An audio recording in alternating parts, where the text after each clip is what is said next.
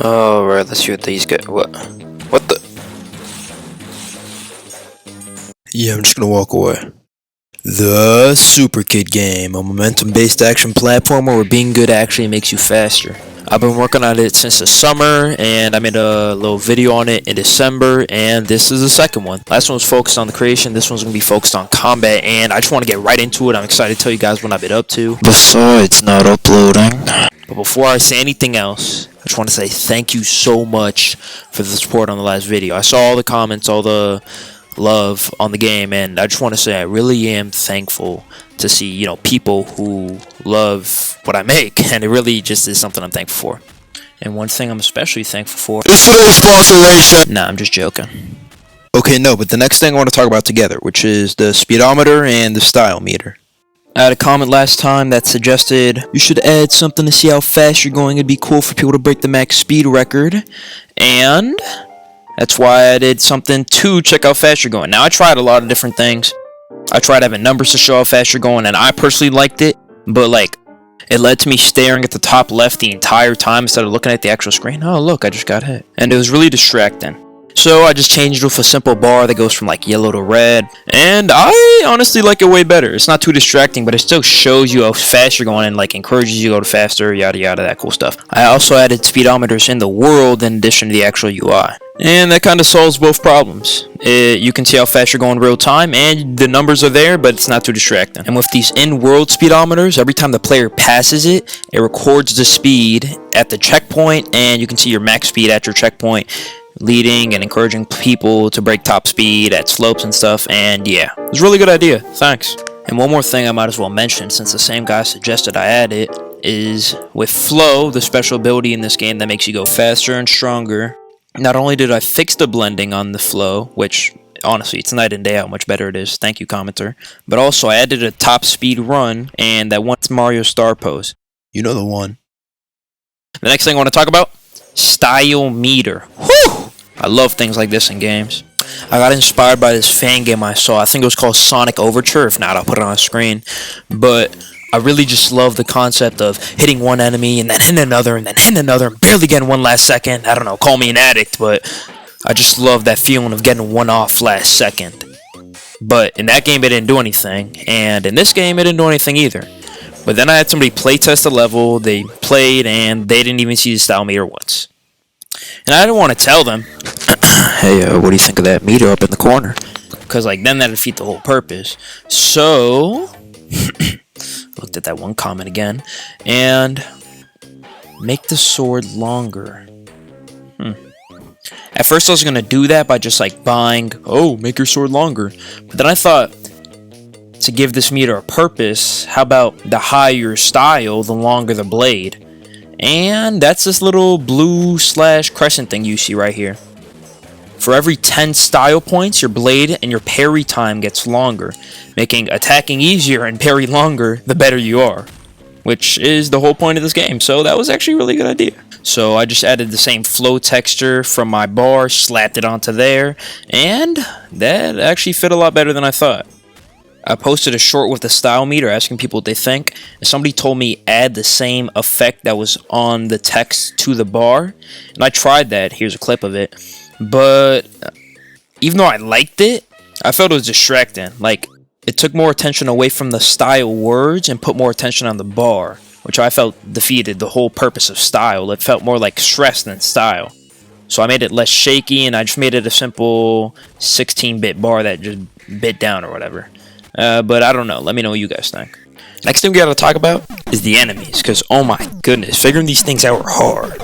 Because at first, I had it where, you know, the enemies can turn, they can hit you, they can run at you, they can stay a distance away from you, they can do all these things, and they had like some complex AI. While I was playing, oh my goodness, it was so like, you know, just so you can get it, let me show you how they were before and after. Before, they were just little placeholders that you could knock around, and if you ran on the right side, they had a you die. And for these new enemies, I removed touching them, killing you, but I let them turn and do all these little crazy tricks or whatever, and it made it so much harder. This is a clip before of me trying to combo them before, you know, when they were simple, and this is one after, and oh my goodness, like you just see me dying over and over again. and trying to make the enemies better actually made combat worse, and I wanted combat to be the safer option, but with this change, running away became the safer option. I had realized why so many games just make simple enemies that move left and right. So to fix it, for this specific enemy at least, I just made it where he couldn't turn, and that solved the entire problem. And I increased his knockback too, so you wouldn't get stuck up on him by attacking him. Now, attacking him was the safer and better option since you already started on his left. And even though I'm still fixing some loose ends, it's way better, and comboing actually works again now.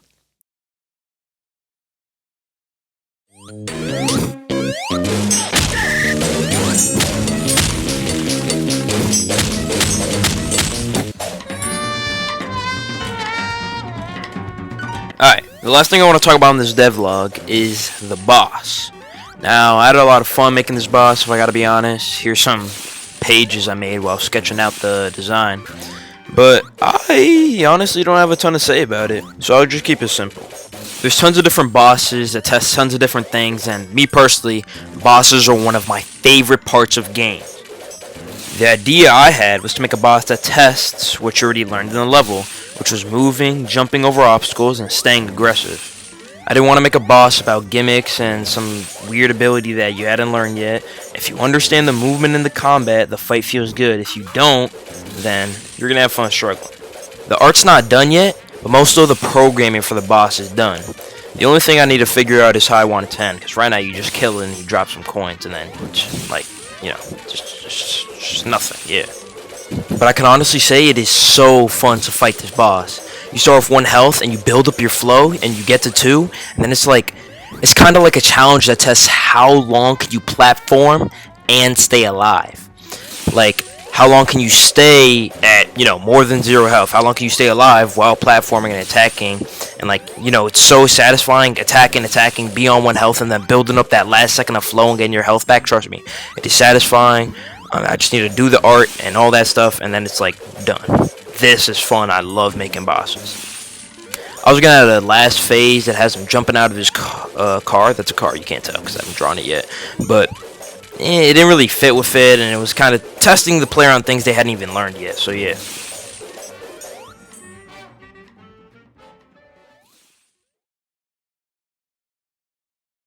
Alright, that's the end of this devlog, and one more thing I want to mention. I didn't really have a section to put it in, and I didn't feel like dedicating its own section. There was this one comment I saw that said, you should make it a rhythm game, you should add rhythm game-like elements, and I actually already had one. You just couldn't tell because the audio in the video wasn't that high.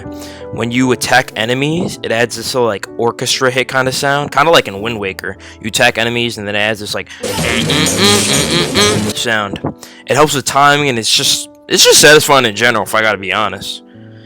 But yeah, that's all for this devlog. I really do appreciate the support and input you guys gave me. The speedometer, I added that, and it actually, it's something that's so little, but it changes. It's just so fun to see the speed go up and break the speed in the speedometers.